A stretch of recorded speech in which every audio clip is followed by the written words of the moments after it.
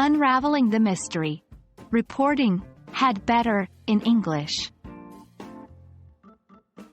Hello there, I hope you're doing great. Today, we're going to tackle a fascinating topic in English grammar, reporting the modal verb phrase, had better, in reported speech. This may seem a little tricky at first, but don't worry. By the end of this video, you will have a solid understanding of how to accurately report, had better, in English. So, let's dive in. Before we move to the reporting part, let's first understand what had better means. Had better is a kind of strong recommendation, suggesting that something is the best course of action. For example, if I say, you had better study for the exam, I'm strongly advising you that studying for the exam is the best thing to do.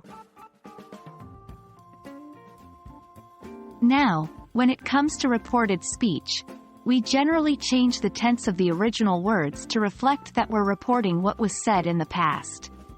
However, had better is an exception to this rule. When reporting, had better, the phrase remains the same, regardless of the time of reporting. For example, if someone said, you had better get some rest, in reported speech, this would be, she said I had better get some rest. But what if the subject isn't you? What if it's he, she, or they? In such cases, you simply adjust the pronoun to match the subject in the reported speech. Remember, the verb phrase, had better, stays unchanged. So, if someone said, he had better go to the doctor, in reported speech, this would be, they said he had better go to the doctor. What about negative sentences? When had better is used in negative sentences, we use not after better. For instance, you had better not miss the train. When reporting, the negative structure remains the same, such as, he said I had better not miss the train.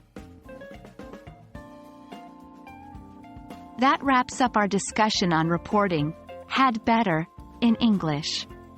Remember, had better remains, had better, even in reported speech, and just make sure the subject matches the person you're talking about. With some practice, you'll master this in no time. I hope you found this video helpful. Keep practicing, and remember, the key to mastering any language is consistent practice and exposure. See you in our next video. Happy learning!